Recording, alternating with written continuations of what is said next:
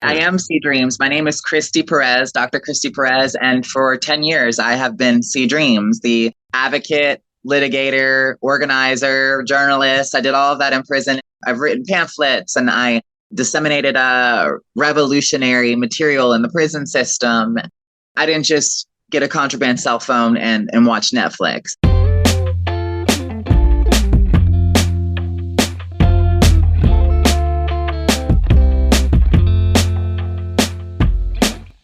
Welcome. I'm Ben Boyce. This is the Dr. Junkie Show. And today, one of our longtime returning guests, C Dreams, or should I say Dr. Christina Perez, is coming back to talk about a whole bunch of new stuff and to explain what was going on with the audio in some of our previous episodes when it was scratchy or echoey, or sometimes we had a bad signal. Quick teaser for this episode, she just got out of prison after serving a long sentence. And for those that were listening, episodes 118, 123, and 124, where C Dreams was on before, were all recorded while she was incarcerated. So we'll talk about all that today. Since you already know her, I'll jump right into it. Welcome, C Dreams. So I noticed you're wearing an outfit that's new. I don't think I've seen you in that one before. Did you get some new clothes since the last time we met? Definitely did. Yeah. Yeah. So we got some regular clothes now. That's always Yeah. nice to have. I remember, I think every single episode we ended by saying something like, or I did, the audio was a little funky or there were some gaps that were hard to explain. We'll talk about all that later. There was at least one time when somebody walked into the room you were in and I just about was like, oh no, this is the end. Do you remember this? I think I remember who it was. I think it was my roommate. Yeah. Yeah. Where were you at? So I was in prison. I was Ah, locked up in prison. I was at Central State Prison. That's where I spent the past decade of my life doing my work as an advocate and a journalist, pursuing my education, which I don't have a PhD. I have a THD, which is a Doctor of Theology. They're considered the same academic level, but the THD is more seminarian rather yeah. than collegial. But yes, so I was incarcerated and I was using my time there to try to amplify the narratives and the voices of the underheard because we talk very often about representing the marginalized and the vulnerable, and we talk about different forms of justice. But what's so crazy is the people who are often impacted the hardest by the legal system and the different forms of oppression are not given a voice. And I found that the media wasn't doing really good journalism when it came to the situations and the conditions of confinement of incarcerated people. They're doing great journalism in the mainstream, but Yeah. you're dead Well, right. Like when it comes to the real story. well, I even disagree with the designation that they're doing mainstream journalism because mainstream journalism to me is journalism in general is supposed to be about providing the facts in an unbiased minute. Well, you can't even say unbiased because I was going to say, bless your heart. No, it's not. It's supposed journalism to is, look like what you're saying. It's supposed it's to also appear. advocacy. And I've always Right. said that my journalism is the one of the Yours most is. potent forms of advocacy that I had. But So Fox News and MSNBC do not they exist to make you look and say, oh, this feels like they're really trying to be objective. No, their goal is to reinforce the status quo, which is why they describe us differently than we describe us. And you and I are more in what we might call this alternative media space, this new media that's trying to take some of the same positions and speak truth to power, for lack of a better term. exactly. And in their own way, they're in a form of advocacy too. They're just advocating from the opposite angle. They're advocating for narratives that maintain the status quo and keep the poor and keep people with substance issues in prisons rather than in treatment and with medical insurance. Narratives that make deviant people of alternative sexual expressions Yeah. and gender expressions, those types of things. So they're invested in their own form of advocacy as well. It's just the advocacy is for the dark side. Yeah. And this the special kind where you insist that it's the good. And it actually, from the right angle, when I'm watching my TV, it kind of feels like I'm on the good guys team no matter what I'm watching. That's the magic of media, is it's now owned by the capitalist billionaires who are also selling you Doritos and Nikes and everything else that tells you exactly what they're really trying to reinforce with the message. And if an anti-Nike ad or a story comes up and something terrible's going on and the news is going to run it, you better believe the owner of the company is going to say, number one, I own a whole bunch of Nike stock. Number two, they run ads on our station. I can't risk the revenue. And number three, who are we going to go talk to about the issue at Nike? Well, who's the professional? Call somebody at Nike. And then you interview them and you say what happened at your factory and expect them to give you an objective account, even though they work for the company. Mm-hmm. Journalism right now in the mainstream that's what I mean by good journalism. Our listeners can't see my finger quotes. It sucks. It has to conform to that. But I'll link again all your work, which has expanded quite a bit since we talked, but it is in this area that we don't really have a solid name for yet, but it's sort of this new area of journalism that is using technology to basically rise up and have the same appearance online as others. Definitely. I definitely agree with that. I think that the accessibility to tech and the way that it's revolutionized the ability to reach people through various platforms that are interest specific, like Filter is interest specific, people that are really interested in harm reduction. Harm reduction is their main bailiwick, but they also dabble a little bit in like policy and the carceral space and stuff like that. And that's something that I'm seeing more, by the way. I look at Filter magazine. Shout out to Castalia Medrano and Will Godfrey, the editors there. I look at them and I see that they are running more stories by prisoners. And, nobody's tipped their hat at me, but I was the first Georgia prisoner I can't speak for other states. I was the first Georgia prisoner to become a journalist and using their platform primarily to get my start. But I look and I see all of these different prisoners' stories popping up on Filter. And I'm like, I started that trend. Yeah. I mean, to remind everybody, that's why I contacted you. I don't know if we quite mentioned that, but I bumped into some of your early work that was published there. And at the time, I had no idea to wrap up why I started where we're starting. Why was our audio so bad? And to remind people, you were somehow working in the margins in a space that's not supposed to exist, navigating every barrier to speaking to the world, getting your voice outside. Activism from prison, good fucking luck. You had to literally break the rules. And then I'm telling you, when your door opened, I was like, oh no, it's a CO and I'm going to be responsible for finally getting her parole's going to get jacked or something. That was the position you got to be in. I've gone and looked at some of the work you were doing, and just to let everybody listening know, she's not saying like, oh, I wrote a couple articles. You had like 2 podcasts you managed to record and publish while you were in there. You had not just Filter, but you were publishing really regularly, publishing pretty hardcore research-based, showed that you had been reaching out to different resources, interviewing people, putting together actual data that's cited and hyperlinked in the article and getting it published in multiple sources. Like, fucking kudos. Thank you so much. I look back and I feel 3 things about that situation. One, I feel a sense of gratitude to, Christina of the past, who took the time, or should I say Sea Dreams? I am Sea Dreams. My name is Christy Perez, Dr. Christy Perez. And for 10 years, I have been Sea Dreams, the advocate, litigator, organizer, journalist. I did all of that in prison. And I've written pamphlets and I disseminated revolutionary material in the prison system. And I had the opportunity to work with really awesome people while being incarcerated from outside. Even Janet Mock, who is, producer, actress, and editor of People Magazine as well, or editor of People Magazine online. That was a huge thing for me. So I look back and I feel gratitude that I sacrificed and I took the time to do that stuff, and that I didn't just get a contraband cell phone and watch Netflix. And for the people that are doing that in prison, there's nothing wrong with that. I'm not knocking them at all, especially if you have a lot of time. You deserve whatever you can do to make the time more bearable. So I'm not knocking anybody, but I feel gratitude for that. And then the second thing I feel is I feel kind of an amazement, either A, that they never figured out who it was, or B, they knew who I was and they were just so fucking scared to fuck with me, they left me alone. And it's probably both. This might be worth touching on while we're here. You did not make their lives easy. You had 3 lawsuits, 1 or 2 of which you represented your goddamn self in court.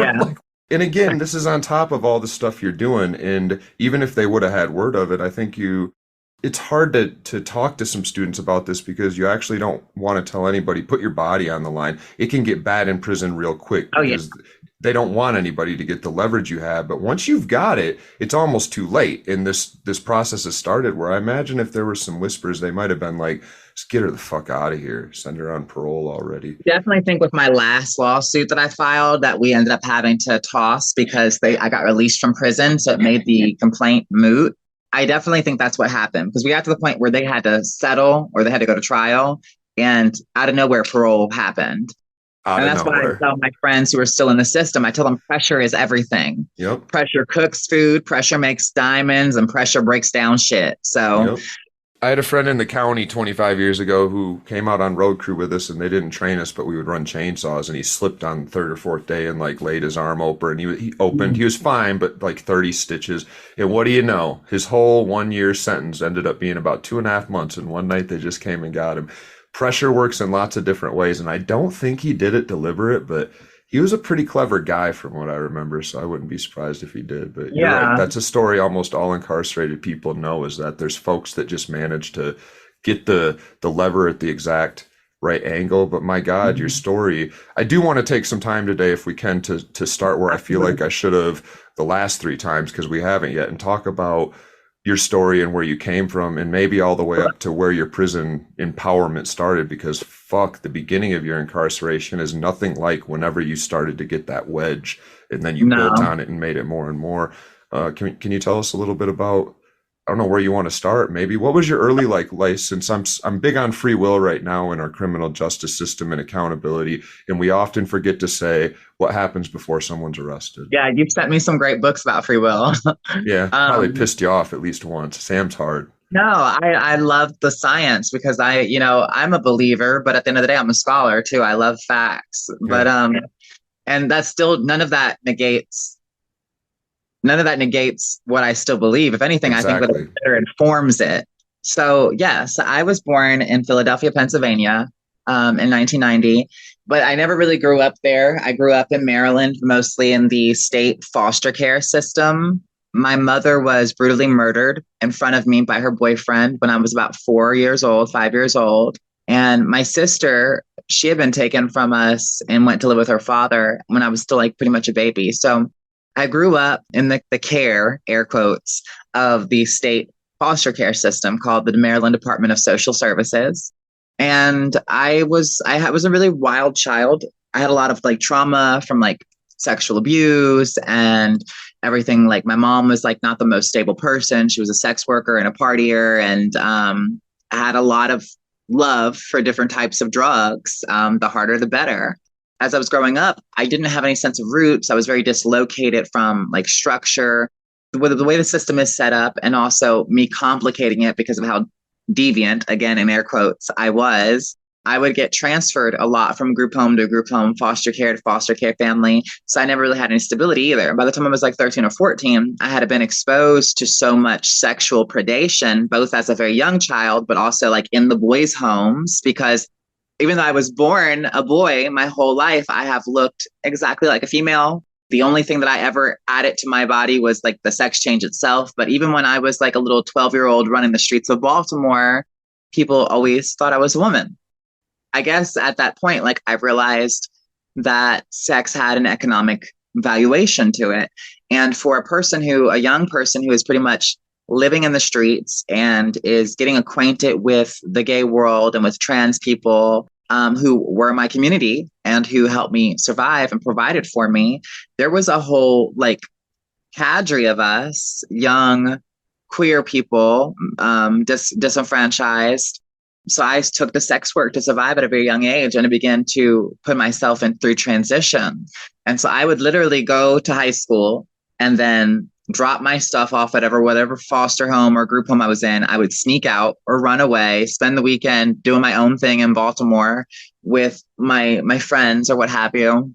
Fast forward, the state of Maryland kept trying to hospitalize me, kept trying to put me away because I was trying to transition, and I would run away. And so finally, when I was like 17 years old, I ran away for the last time because I found out that Georgia was, well, back up. I knew that there were states that at 17 you were considered an adult and that you couldn't be sent back to your home state on an endangered youth warrant. So I met these two girls who worked with a company called Prestige Sales, which, if you Google them, it's owned by Mark Tork and his brother, and they've got some shady complaints against them. Looking back, it was very shady. But pretty much it's this company that travels where the weather is warm following the season, and they do like door-to-door sales. They try to sell you like comic books, movies, stuff like that, okay? Anyway, I was with them for a few months. I stayed in different hotels and got to see some states. I'd never really been anywhere. But eventually they found out I wasn't 18, which you would have thought that a proper business would have tried to figure that out from the very beginning. And they found out that I had an endangered youth warrant on me. So when we were in New York, they were like, hey, we're so sorry. You got to go. You can't stay here.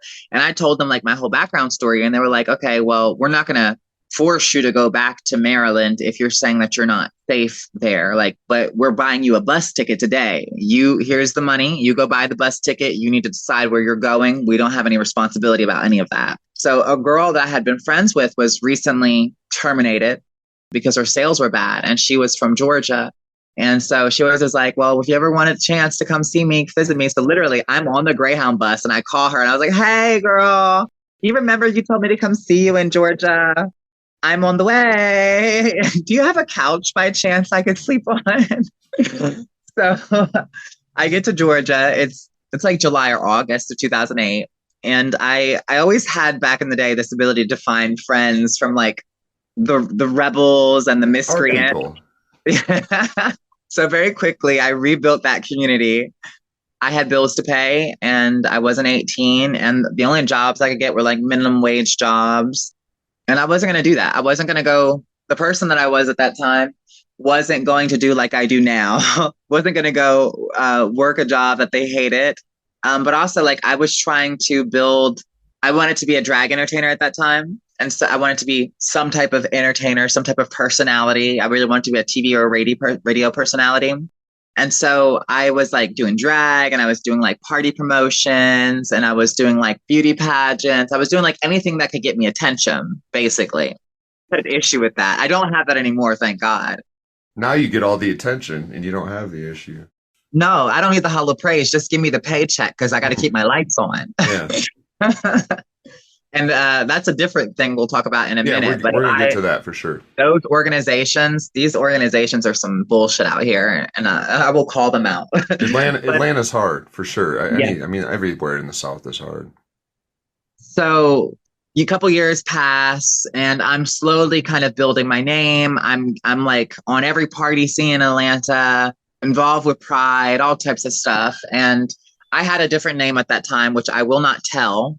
The mainstream media, Fox 5, et cetera, wrote about my case. And even a few gay outlets, I was surprised to find out, wrote about my case and just decided to literally copy paste what the major, like Fox 5, Atlanta 5 wrote. Yeah. So what actually happened? So long story short is we all lived in this house. It was like the house of ultimate ill repute. There was drugs. I've been there. Drugs, sex, partying, almost every night, you know? And so it was a weird situation. It was the landlord with his ex-wife and her boyfriend. And it was a big ass house. It was beautiful, had a bunch of different rooms in it, but it was like always dirty because it was like we'd just party and fuck it up. But this person began to like apply pressure and really force a bunch of us to, which we were already kind of like casually doing sex work, but we weren't like turning out quotas. We were kind of just doing it whenever we had to hit a lick. We needed to get some dope, or it was time to pay for our hormones or something like that. Like it was supplementary income is what it was.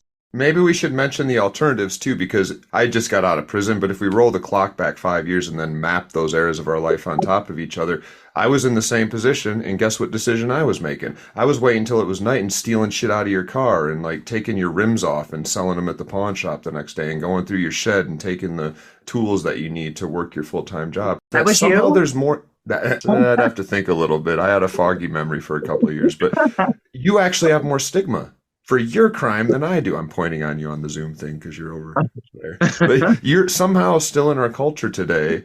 there's something more, stay away with you. And I was like, I think I had something, I was trying to count them up the other day. I think I've had something like a total of 91 felony charges total. And of course, when you get 15, they get reduced to one to three, depending on what the charges are. And with me, it Yeah. was over and over massive amounts, got the white boy discount where I was like, I'll just plead out and do The probation. white boy discount. I love Yeah. that. I've never heard that before. The white boy discount. It only works in court. I love that. I'm gonna steal that. Yeah. So anyway, you make this decision to do sex work. So it sounds like Yeah. you're in Atlanta. Clearly, everything in our minds was going great for you, and now we have to rethink. Like, oh wait, this was a position where you're like, bills got to be paid. I have what you might think of as Jean Valjean's hunger for bread, an addiction that when you get up in the morning feels the exact same way in real time. Like, I need this thing today, and I have to do something to get it. I'm making the decision to rob old ladies. You're making the decision to actually sell sex, which is the oldest profession in the world, but still criminalized everywhere. How did it go for you? Well, it was good until the person that was the landlord became like really aggressive, and he started kind of like trying to almost insinuate himself as like a pimp. Basically, we ended up being pressured to do more sex work. So it was a form of trafficking. That's not to say that we weren't already in that, but I had been trafficked as a teenager for a short period, kind of against my will. So there was kind of a lot of similarity in like this power dynamic. But also when you are very young and this person is much older, so I was 19 at this time, and this person much older, and this person has done favors for you and provided you housing when you had nowhere to live. And on top of that, you have a drug addiction. I was doing cocaine and crack regularly. It's good. So It's good stuff. I don't want to go back, but no. Well, we got had other a drugs great now. time. I will say that we had a good time. Yep. And we just got better drugs now that you and I have found along the way that we're like, oh, more sustainable, easier to get without spending as much money. My drug now is shoes, and I vape a little bit. Like that's my drugs. Yeah, your drug is learning and teaching, though. My guess is that you get off doing that too. I do get off love this doing interview and feel like, oh, okay, I got a little bit high. After I walk out of a class, I got half a shot of heroin in my vein. It's great, and I can't fail the drug test if I have to take one. Not that I care. Well, that's one of the great things is I've actually been given permission to, I can't go wild, but I can have like in a family or a event setting, a drink or two. So that is nice because that kind of normalizes everything. But long story short, this guy that was putting on this pressure, he was like a convicted had been convicted before and really had offenses against a minor. And you know that I am a person who speaks for sex offense reform, registration of the reform, and for the humanization of all people that have any type of criminal record. Okay. But this person had moved from Illinois to Georgia, and we knew that he had boyfriends. Like we knew his boyfriends were young, like we did. But also the world that I am from, the world that I grew up in, I had been 15 or 16 with boyfriends in their 20s and 30s. And I definitely had Johns in their 20s, 30s, 40s, and 50s. We came from a different world. And a lot of these people today who are judging my situation and the situation of other people like me, they're looking at it from a very upper middle class, white, conservative perspective. But bitch, you've never had to suck dick to put meals in your fridge, okay? You never had to do that, so don't judge me. That's the quote of the day. Like, I'm sorry. So I agree. You see me over here like, yeah, preach it. I do. But the reality is a lot of us had no home to go to. We had nobody to turn to help us. We were literally in the world by ourselves and with the sense of community that we built. And we had been that way since some of us were 10, 11, 12 years old. My friend Ronnie had literally been homeless since his stepfather put him out of the house because he was like, you know what, you're going to grow up to be a faggot. And he happened to be right, but he could see that in his son Ronnie already, which I love Ronnie. I love the faggots. It feels so much safer to go out with gay friends. And I want to say for all your viewers and all your listeners, I know there are some people out there that I am an old school tranny, okay? I started transitioning literally when I was like 12, 13 years old. I am an OG, original gangsters. As me and my girlfriend Aubrey call it, we call it original cock gobblers, OCGs. But I am an OG tranny. I am not one of the sensitive new generation of like, and I don't offend anybody. I love everybody, but I don't understand a lot of the stuff that is in the LGBTQ XYZG community. There's a lot of letters. I don't even understand all the letters. I love everybody. I feel like you should do what you want to do, dress how you want to dress, change what you want to change about yourself, pursue your own happiness. But I will say that I am not one of the more tender, new aged queer people. So And don't get that's affected by also, me. that's the world we grew up in. I mean, I think that's a weird, benefit's the wrong word, but it is the silver lining that you and I both have, that when you grow up in a world, by the way, those fuckers are still there. They've just learned to shut the Yeah, fuck up and go over to 4chan and say it to each other instead of get it butchered on Twitter, or they still do and they just don't care. But when you grow up in that and then you see the changes to where we're at, you just nailed it. We're not only like, oh, thank God we're trying. We're now like, let's not we're trying try, too much. let's not try the wrong direction, or let like We're trying too certain, much. I exactly was at the, an event and I came out and I was like, hello, ladies and gentlemen. Hello to all you faggots and trannies. I love you. Now, I'm a known trans woman. I'm a known trans activist and yes, journalist. It's on my page. It says, yes. Christy Perez, also better known as C Dreams. It's a transsexual, blah, blah, blah, blah, blah. I represent my people, but I'm from a different generation where we could say that. I say that now, and my own people are like, oh my God. Yeah, And I'm they like, don't get oh, reappropriation. You're on the Dr. Junkie show right now, and if you're a square that comes on this show and has never smoked a joint in your life, and you start saying, well, junkies this and junkies that, it comes out of your mouth and does different things in the universe than when it comes exactly, out of my mouth, because we're junkies. We are exactly. reappropriating a word that everybody knows what the fuck that word's used to do. Me using it doesn't make it worse. It takes just a little bit of the, it's like taking a knife and just hitting it on the fucking concrete one time. Assholes are still going to use the language to put me in my place, fine. But the next time they use it, they've got to have it edged off a little bit. They can't slice me Yeah. and the rest of my people quite as deep.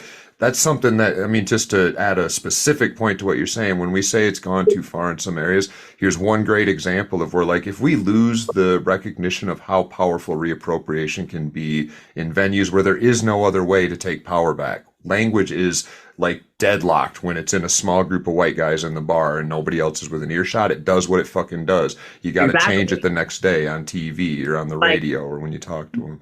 the queer folks who were more OG than I am, the generation before my generation and the generation before their generation that began like the Stonewall riots and all Yeah. the protests and the real fight to advance our humanity in the public sphere. You know, they said these words. They took these words as being powerful, and they took these words as a part of our expression and our language. So I just want to say that little bit so that nobody gets offended by me. If you do get offended by me, I'll send you a box of tissues. I can afford to buy them now from off the commissary, so you'll get some good soft tissues. Nice, not the face But scrubbers. yeah. So long story short, we got busted because this guy promised his boyfriend, like, when you graduate from high school, I'm going to buy you a car. So the boyfriend graduated from high school and he didn't come. He didn't cough up the car. So the boyfriend was like, I got your number. I'm going to go home to my family and tell them that you've been fucking me for the last 2 years. Okay. So that's what happened. It drew police attention. The police showed up. They started looking into the situation of that case. And before long, they found out like all of us were a bunch of miscreants. We were all a bunch of party kids, ballroom scene kids, drag kids, drug users, good time banjies. That was us. So we got busted. And a girl who was my really good friend, she had in some ways, she had similarities to my story. I considered my sister. She turned out to be 17. I got dragged into it, which the reality is I don't think that I was sober enough back then to ever ask her age. And it didn't matter. That was not a conversation that existed in my world. Like, oh, girl, before we go suck this cock, how old are you? Right. No, it was like, girl, let's go get this coin so that we can get high and make sure that we pay the car note today. You got to handle business and pleasure. All right. That was the perspective. That was the mindset. That's what the sum total of who Christina was at that point in her life, exactly. Only from her genetics plus the experiences she had been through. The 5 of which you've shared with the listeners so far are enough, and there's a million more to make us go, oh shit, your programming was much different than my programming. When you are in that world at 15 and people have dumped you in it at 15 and you haven't yet even recognized that you being in it, you were at that moment and before already, you were seeing the world very differently. Shit, she's 2 years older than I was. What's the difference? Or this person's 2 years older than I was. She was 2 years younger than I was. It's younger than, yeah, but older than you were when you were, or 3 years, when you were dragged into the same world. How can people not expect you to do that math? Because that was something we were accused of. She was not dragged in. Even the prosecutors had to admit that there were posts that she was making online on Craigslist during a time that they stipulated and agreed that I was not even in Georgia yet. They tried to accuse me of sophisticating her craft, making her, I'm sorry that I helped her do it better and make more money. How could they pull that off? Do you have some sort of identity where like there's already some sort of stigma and stereotype publicly attached that maybe there's a corruption of children? Definitely was. They called me Atlanta drag queen, the XYZ, all this stuff like that. But what people don't realize is that I was being sexually abused from a young age and I was being trafficked. So I saw sex work as being able to control something that people had already been taking from me for years, which was access to my body, and being able to economize it, being able to generate revenue off of it. When I tell people that I was literally in the streets, I had been homeless for a large portion of my life, sleeping on friends' couches. And sometimes when their parents would put me out, because I've been there too long, I would sleep in their bushes because at least it was safer than other areas. And I have been doing this literally since 12 or 13 years old. Just to make sure everybody listening, I'm sure most of them have picked it up, but do you still feel that way now? No, because people change and we are a product of our genetics and our experiences. But the reality is I took steps, I made decisions, and I utilized every opportunity that was presented to me. And some of those were not, and I want to be clear that none of those opportunities were given to me by the prison system. I generated those opportunities through the grace of God and through my own hard work and the receptivity of people who I encountered to be able to build a side career and whatnot. But I want to be clear, if I was not a married woman and I was without a job and I had to pay, for example, to keep my freedom because I'm on parole, I would do whatever I needed to do to make sure I stayed. The difference is I don't have a drug addiction now, so I could actually responsibly use all that money. I will do whatever it takes. I am never going to suffer deprivation again in my life. I'm never going to put myself in the position where I can't feed myself. I can't keep myself warm or cool or clothed. Or more importantly, I can't maintain my liberty.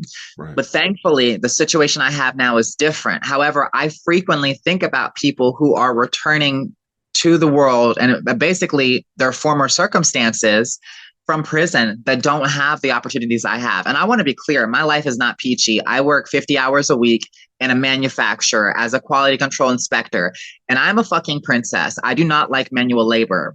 You are a princess. That's well said. I am a fucking princess. I am so like girly and finicky. By the way, I have a new professional photo that I want you to use for this podcast so everybody can see how pretty I am. I think I already saw it. Yeah, I thought you were somebody that was like in charge of a class I was getting ready to take. I was intimidated. Well, I just gave my first college lecture at Emory like 2 weeks ago.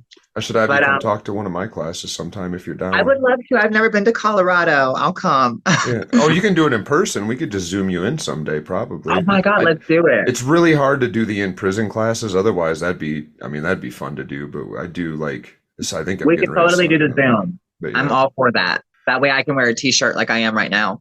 Yep. So to sum up the beginning of our conversation, 45 minutes in, you're arrested for a few charges that are related to sex work, which means a number of things. Number one, all this stigma shows up and you get this massive sentence. But also, as we'll talk about in a sec, your parole is going to be in your life for the rest of your life is going to be quite a bit different than the average person that walks out of prison. So what were the charges in the sentence?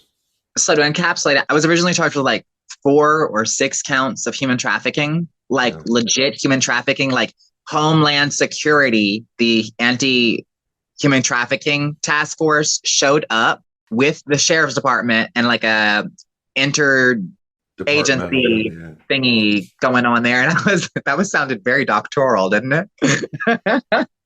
I was blown away. I could not believe the situation I was in. And it seemed so disproportionate and so surreal that for the longest time, I was actually convinced that I wasn't going to get convicted. I was like, no, this type of shit doesn't happen to me. I can't even show up in time to get the special at McDonald's when they're running those little promotions. So I know that I'm not important enough for this to be happening to me. And like, I will never forget this little short, adorable Asian lady. She was like 5'4" with this blazer that was too big for her by several sizes. And on the back was emblazoned Homeland Security. And I was like, there is no way. There's no way. So they this dickhead deputy, I wish I could remember his freaking name. They're all I won't get in trouble. They're not all dickheads. Only 95% of them are dickheads. This dickhead deputy. I'm specifying. Okay, got it. Yeah, I'm specifying he was. But to be clear, ACAB, in my opinion, ACAB. For anybody that doesn't know what ACAB is, it means all cops are bastards. But yeah, I think everybody knows 1312. I hope so. I think that's what it is. ACAB, all cops are bastards. Yeah. So if you ever see 1312 on a wall, it means ACAB. Mm-hmm. Anyway, so we've let our audience on some slang for the day. You're welcome. We're young. Yeah. We're giving out education here. We're young now. We're branded into the millennial and younger generation. What are you talking about? I'm still young. I'm 33. I just realized I'm going to be 34 this year. I'm depressed. That's why I know you. I can be like, well, I know a young person. But yeah, so I pled out to pimping of a minor, less than 18 years of age, but greater than 16 years of age, which is a really complicated way of saying that my minor was 17. But that's the subsection of the pimping statute I fell under. So I pled out to pimping of a minor and to pandering of a minor and exploitation of a minor in place of the human trafficking charges, because the human trafficking charges each carried like a 25 sentence. So I would have ended up with like a couple 100-year sentences. I sat in county jail for 2 years trying to fight my charges. And in, I want to say April or May of 2012, I finally pled guilty for conduct that I was charged for that occurred when I was 19, because the period of time that they charged me for on the indictment and the warrants was during a time that it was all the way up till September of 2010, which is when I was 19 years old. They took me into custody in early 2011.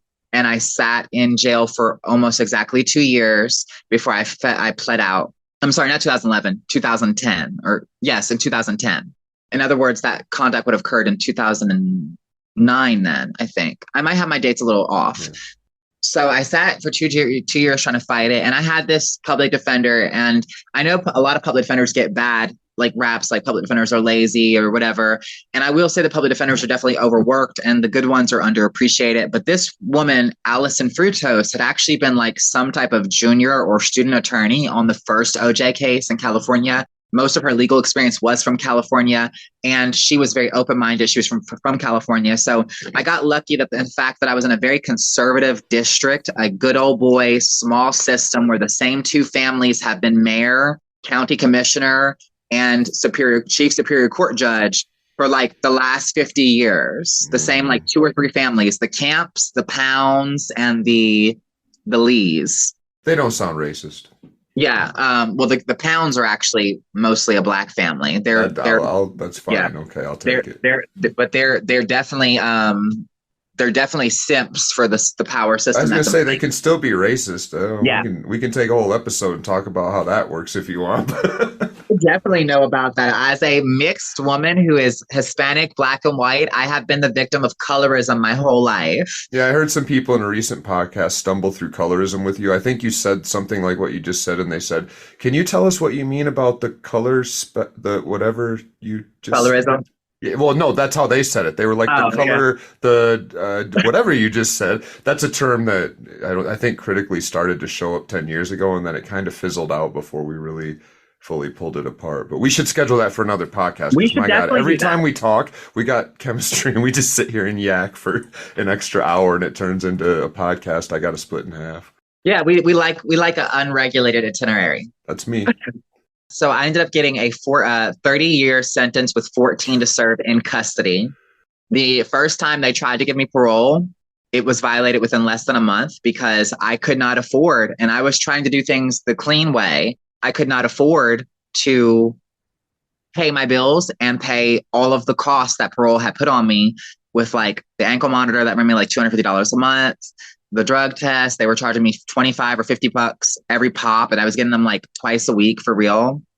All types of classes they wanted me to take. So it was just like, basically, I ended up getting a second job that was because I have to register as a sex offender for literally selling my own ass and for being involved in the business with somebody else who was a trans woman and who had been doing this for years. I now have to register for 10 years.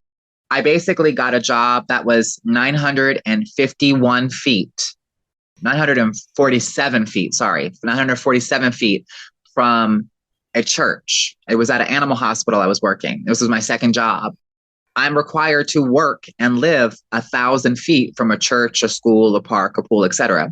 This Or place was more. Like you cannot go, if I understand right, you're not even supposed to, unless you're driving by and not stopping, you're not even supposed to go within 1,000 feet, right? Or is it live? well, other people's conditions may be different. Okay. I don't know. It's just live or work. I'm allowed to, when I'm not on parole, I'm allowed to go anywhere I want. The parole conditions for me are actually more stringent than the conditions that I have to abide by when I come off of parole, which I come off parole March of 2025. So about a year from now, I'll have basic probation for about, I actually technically will have 16 years of probation, but a law that was passed a few years ago here in Georgia makes every felon eligible for early termination of their supervision after 3 years, provided all of their fees and stuff are paid. Okay. I've completely paid my restitution, so I don't owe the state of Georgia anything except for that 3 years. And then I'm going to hire an attorney and I'm going to go ahead and get my stuff terminated early. I might do it myself just to show that I can.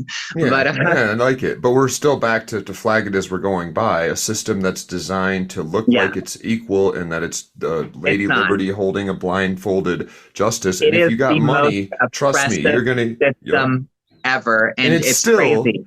it's still fucking with you because I'm glad we've arrived here. 16 years is what they were sentencing. You get out of prison and now you got to spend 16 or 17 years checking with somebody who, if you have a bad night and cuss somebody out and almost get arrested, technically you just violated. You might go back to prison and have to do the You rest had of your police sentence. contact. You had police Yeah. contact. Anything like that. And so it's worth us talking a little bit more. You mentioned even before you got out in one of your recent articles, you have to have approved housing. You can't just get out and wing it. And this rule already applies. So you have to show them where you could stay. Did you have a house set up that ever got not approved before you got out, or did the first one you... So I literally went through 14 addresses, 4 of them out of state and 10 of them in Georgia. And every single one was denied for proximity, a proximity to a church, a school, a pool, a public park, something like that. The only real support system I had was in New York. It's my good friend, Castalia Madrano, who's like a sister to me. We don't get to talk as much as I would like to because she's married. I'm married. She lives on the other side of the country now because her husband is incarcerated in Washington. My good friend Castalia and my other good friend, journalist and advocate Seshi Blanchard, they had created like a little network for me, and they were going to take responsibility for housing and help me get a job and put me up so that I could get stable. And they were also helping to raise funds for my reentry to make it a little easier. So that option was deprived, it was taken away from me.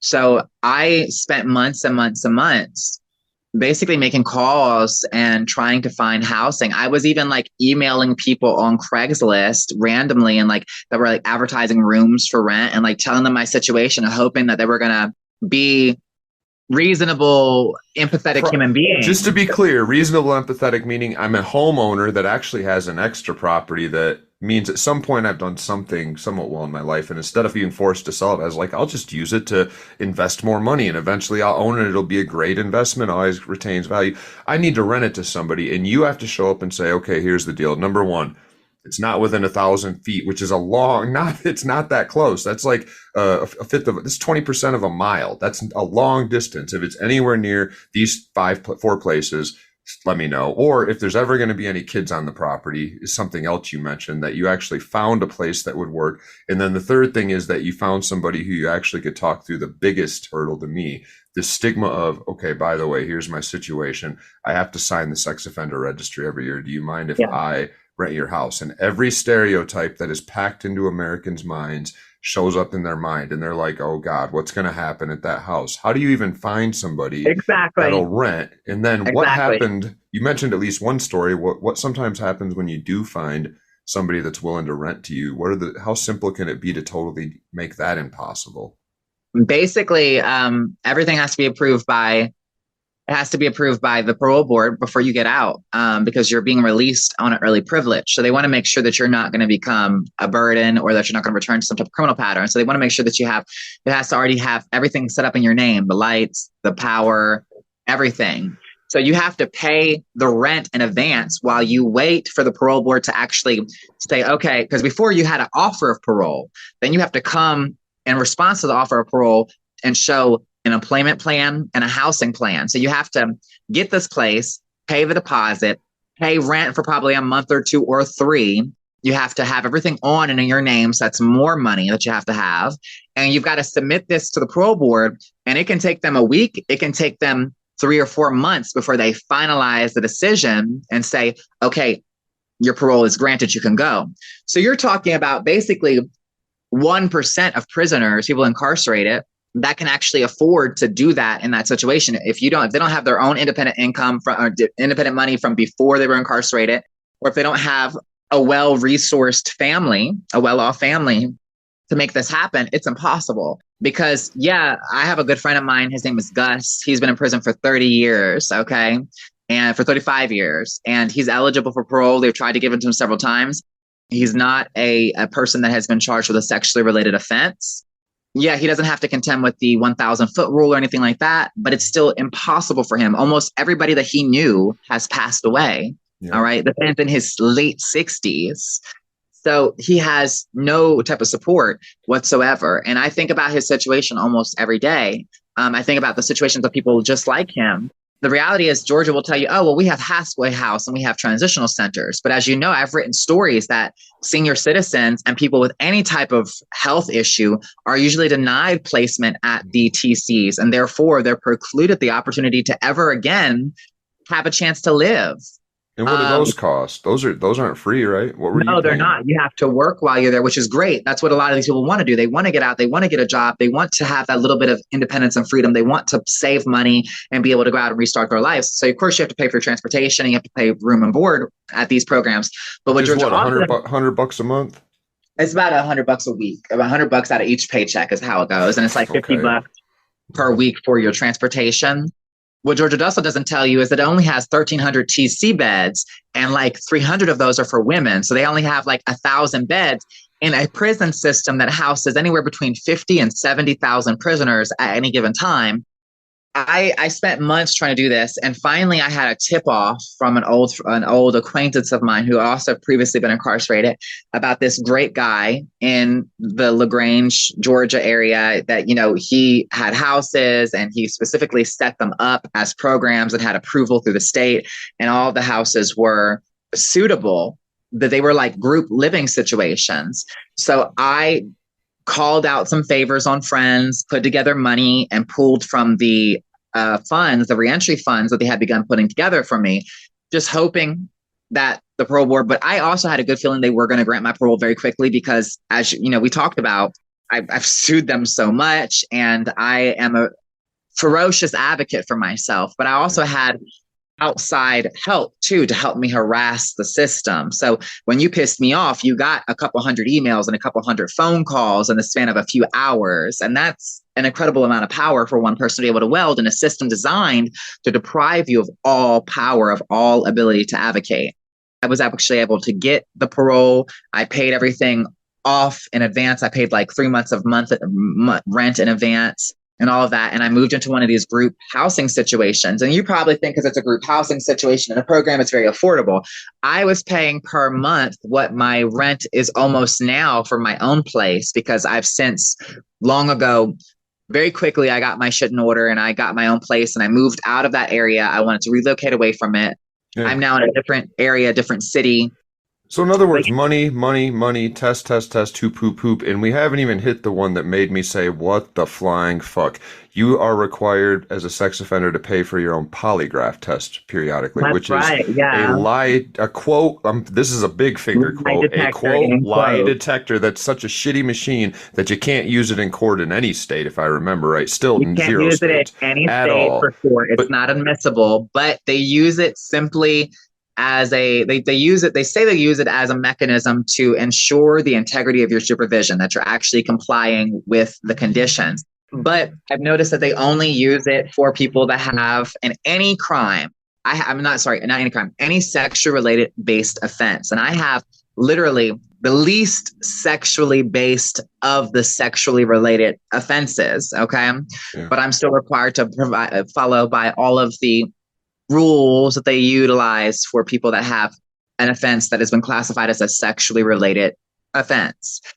They use these, but the reality is a lot of times they use them just to send you back. I actually have my first one coming up soon, and I'm a little nervous about it just because of everything like I've heard about polygraphs and like how they can get like false reads because of nervousness or anxiety. But also like I'm not really nervous about it because I've kind of like been explained the process. Like if for some reason you didn't eat breakfast or they ask you a question that brings to mind a movie you saw that then makes you say, wait, don't think about that. You could literally have the same. This is why you can't use that garbage in court. You're nervous when you go in there, you're on parole, and you told a story in one of your other recent stories that led to the polygraph thing that says you're in a grocery store. Where the fuck else are you supposed to get food? You're getting cereal or whatever. A little kid and their mom walk by and say hi, and you talk to them for 12 seconds, and then you say, nice to meet you. You fist bump them, and they walk away, and you immediately start fucking panicking because you're supposed to. You better fucking panic. You're calling your PO. You can't get a response. You're really worried that you're going to get violated because some people fucking talk to you. That is tough. So what they tell us, and I want to be clear, while all cops are bastards, I actually have a good PO. My PO is both of the POs that I've had since I've been out. The lady that I had, I won't say their names, the lady that I had and the gentleman that I have now, that was the thing I was single-handedly more so than housing, more than so how I'm going to feed myself, any of that stuff. I was most worried that I was going to end up with POs who didn't want to see me do well. But I think the area that I chose to resettle in, both areas, they are a kind of small, old town, kind of small town feel. But out here, I don't know what it is. It's just they just want to do their job. Don't fuck up, and they're not going to fuck with you. And I appreciate that. I really do. And they tell me all the time that they see my progress notes from my classes, and they see that I'm participating, and they see that I'm doing all my assignments, and I do all my check-ins. I pay all my stuff on time, and they see that I work basically 3 jobs because I work in a manufacturer, then I do journalism, and then I've been doing all of these speaking events and advocacy events. And I'm in the process of trying to start my own small business, which is not going well. So it's hard. It is hard. So they see they see the efforts that I'm making, and they see that I'm very serious because like I was out within a month, I had bought a whole brand new body. I had got a brand new car, 2024. It was fun until you crashed it. It was so fun to watch that. And that's what I meant earlier. I have a 2024 now because I crashed the first car. Cool. But then the magic, like that first, when a person gets out that you see has sort of that bump start, it feels so good as somebody that gives a fuck about them to see that you're not immediately in the shitter. I have 1 out of 5 students that gets out and disappears on the streets and I can't find them. And I'm like, God damn it. How did we not at least grab them? So that was a fun journey to watch you on as you got to re-become yourself. Like I mentioned earlier, you're wearing clothes. How nice is that? The last 3 times we talked, you were wearing the same hair. Remember my hair was different, but you see how like my hair now? Yeah, all of it. Yep. And I'm not on Twitter anymore because it's awful. I'm my real self. I'm my full self. Right. And that's incredible. It's such a blessing. And I think like you just said, I think all the time about the people that their reentry in no way resembles mine. And my heart hurts from that because I feel like everybody should have an opportunity for a solid, safe, secure reentry that is meaningful. And, my situation could have been completely different. Yes, I got a lot of blessings. I got a lot of actions by good-hearted people who wanted to help me prepare, but I put in the work because I was terrified of having a situation opposite of what it is right now. And so I did everything that I could from that cell and my little contraband cell phone device to pre-pave and pre-smooth the path for myself. But even then, there's a degree of privilege because how did I get the money to get the cell phone? And then, all that stuff like that. And how did I get to be able to... Somebody read some Sam Harris. Exactly. So, there is, I did read it. It's good. So I think about that situation a lot. I do have some worry about the polygraph and stuff like that, but not significantly because I know I'm not doing anything wrong. I don't break any laws. But I remember that day because I was still freshly out. I had been out for like 3 weeks, I think. And it was actually the week before I was going to have all that plastic surgery I had done because when I got out, I was like, new body, new bitch. You look good. Yeah, I had all types of work done. I've this body has seen, to quote, what's her name, Joan Rivers. This body has seen more knives than a Benihana steakhouse. But You but wear it well. thank you so much. It only cost me 20 grand. I love that until recently, it seems like you've gotten busy, which is another thing we're thinking about. We get out of prison and often we realize, no wonder I was making so much fruit in there. There is jack shit to do, and you tapped into something that gave you an outlet. Now you're in the world and you are being ground to fucking shreds. Like, you are required to go work. You've talked about this in another recent article. Choose any job you want, and you actually get 3 or 4 jobs, and they're like, oh, you can't work at those ones that have insurance and pay a good salary. You can work at fucking Taco Bell. You can work at 4 different Taco Bells. And like, how you actually manage like to do better than that by moving up to one of the other options. And I don't know how Yeah. you described it earlier in this convo, but like, I'm just miserable all the time, but that's what we're supposed to do as Americans for the next 16 years, or whatever Yeah. you said, 5 years of parole and probation. It's Well, more of that shit that's like, especially for those of us who've had drug problems, what the fuck? Why do you have to put us in that situation? the reality is I've had to accept that some parts of my dreams, I just have to give them up. They're still Oh, beautiful. whatever. Look at you. No, What parts of no, your let me dreams? explain. Let me Okay. explain. Let me explain. Being able to accept that something remains a dream doesn't make it less beautiful either. I want to preface with that. And my dreams still bring me comfort, even in the midst of the knowledge that some of them I will not be able to actualize, and that's the reality. Because I actually have a decent jobs in terms of pay and benefit. Like, I make $18 an hour really isn't shit, especially with the cost of living, how eggs cost. But I make $18 an hour, which compared to minimum wage is good. I have medical and dental and vision, but I hate my job. My job is Right. soul crushing. I only work 4 days at my job, and that's enough. By the time I'm done Thursday evening, I feel drained, and I spend the rest of the weekend trying to refill my cup so that I can go back in the next week and do it again. You sound American. Yeah. Because I work in I work in a factory in quality control. So I spend my days doing manual labor, picking up pallets full of Can I ask tiles. something though that's Stacking related them. to this? Because we don't have to. I don't want to drag this into an unlistenable link. But I was wondering about this. You've got this theology, this doctorate in theology. Have you found you've got 2 strikes against you Potentially depending? useless. Well, that's kind of what I'm wondering about. Are you have no receptiveness in the educate? You're a fucking teacher. I mean, like, I listen to podcasts you do, and I texted you before this and was like, God damn, that was a good show. In fact, I will, since I don't do advertisements, I'll give a shout out. Go listen if you want more and better and shorter and much more well contained, because they didn't babble. The Amplified Voices, is that what it's called? Amplified Voices? Yeah, amplified voices. About 3 or 4 weeks ago, which by the time you listen to this, who knows how long ago it'll be, but they did a Sea Dreams episode that's on YouTube and on all your podcatchers that was incredible. And in it, you do it with me too, so it's not like it's me that brings it out of you. It's who you are. But you snap into this fucking teacher mode. I call it preaching, where if you've ever preached, it actually feels very similar, where after it, you're like, what the fuck just happened? Like, the gear catches and all of these things line up, and you realize, oh, those 8 books I've read over the last 20 years do all line up. And I did learn that shit. And it's powerful, the way you can talk about power, oppression, privilege, intersectionality. We didn't get much into how prison works for trans people, but your roommate that walked in was a man, which in Yeah. and of itself, if we would have been doing a video podcast, would have made our listeners be like, What the fuck? what the fuck is going on here? Right. And I talked to him for a few. He was a great guy, but imagine being a trans woman who is in prison, and that's the prison you're in. And it's not like you Yeah. just get thrown into any prison, but there's something about that is like, our system is definitely not to the point where we're going to stop fixing it. We've got a Yeah. lot of work left to do. So It was it's definitely a annoying to me different you can't get experience. in there. You should have classes you're teaching.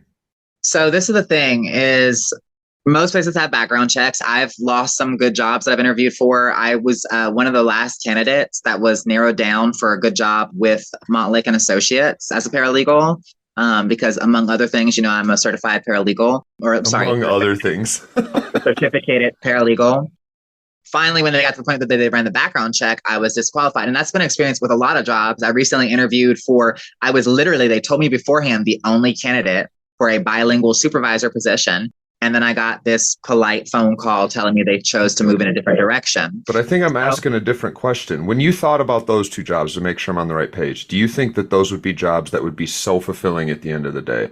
Not once in a No, while. But how about no, I'm teaching? just trying to show Were you a you trend that well? I Have you already tried perceive. though? I mean, have you found no reception at the? Have you applied to some academic positions just to see if you could get an adjunct position? No, and the reason why is number one, I have a seminary degree, so a lot of mainstream like colleges and universities, they look down on seminary degrees if you haven't gotten your doctorate or your Seminary master's. colleges don't though.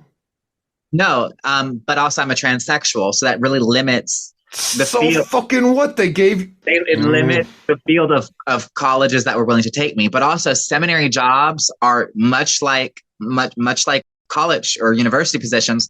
They're not many open and they're very, very hard to get. But on top of that, there are actually restrictions about me working in a college or a seminary. And most seminaries are also set up to be churches because they have chapels. And therefore, I cannot work in any paid position or volunteer in any position that could technically generate money for a church. If I could, I would just go pastor. But which I'm qualified to pastor, but I do not see myself as pastor. I see You myself as a just do. theologian and historian. Yes, you do a But lot more than that. Like I think you'd be boxed in. You can still offer spiritual guidance to people that yeah, no, stumble into for your sure, path, but like I 100%. think you got about 13 other subjects you need to put on the agenda.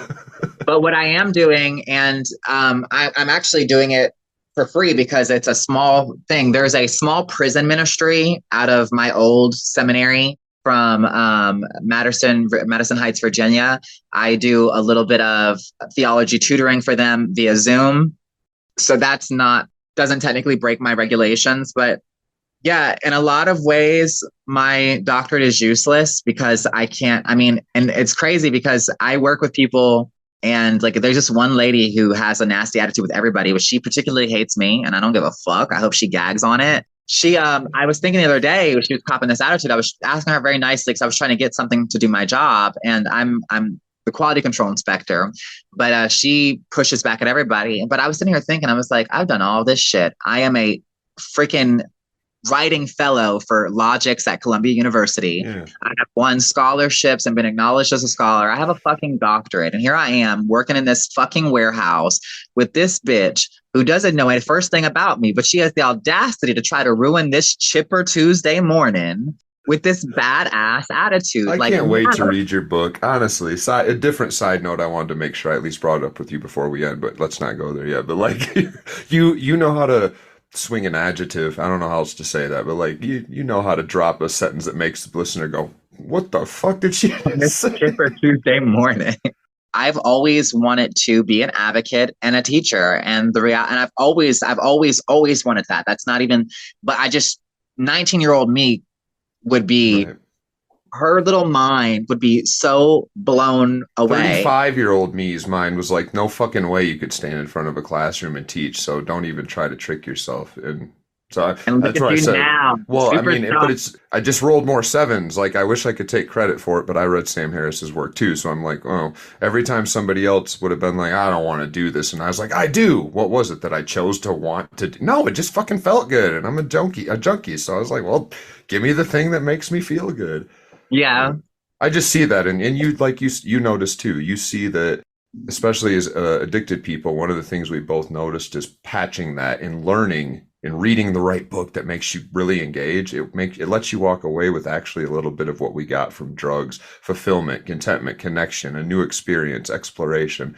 And man, I see you. I just like in my mind's eye, I see you in front of a prison class writing on a whiteboard, and I'm like, wow, let's get there already. But it's that's not crazy. that I you mean, can just get there, but I would love that.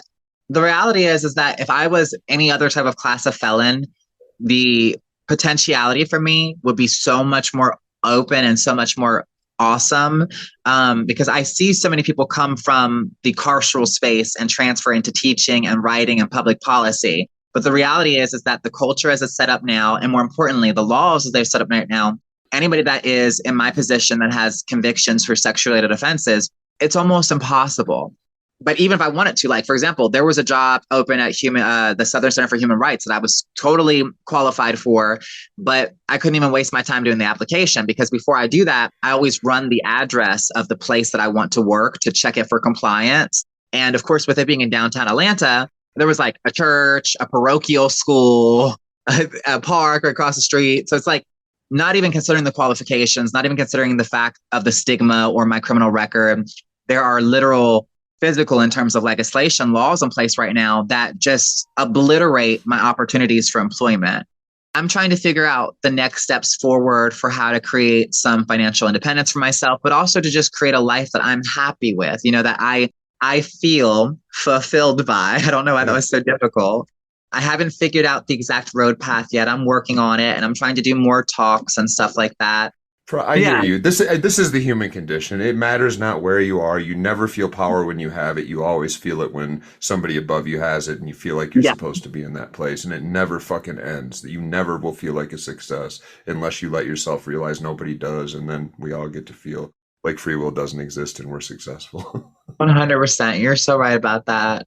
And I think that is another reason why I really try to practice that gratitude and just be aware and present in the facts of how far I've come and how things have changed and improved. And while there may be some doors that are closed to me, there are other doors. I just have to find the doors and get them open. I'm afraid I'm going to pour all this time into this book that I could be using for paid writing assignments, and that the book isn't going to go anywhere because, let's be honest, we want to tell our stories in our books, but we want some damn revenue too. As a foundation, just assume it won't. I think your goal with the book is going to be to help people in about 10,000 different situations that will read 2 chapters and go, holy fuck, somebody's been through this. It's the same experience I get when a student in prison looks and goes like, holy shit, I could do that. And then I notice by the end of the semester, they've actually embodied something is different about them. They've realized I couldn't get out and be a manager at Taco Bell, and that's what I'm working for. You're saying I could literally make my life into a lot of things that I didn't think were possible. And even some of the stuff we talked about today, like, holy fuck, it's just beautiful. I mean, it's beautifully tragic. It's the sort of thing that I'm like, well, make the book already. So you make your money with the movie. And my story isn't really movie worthy.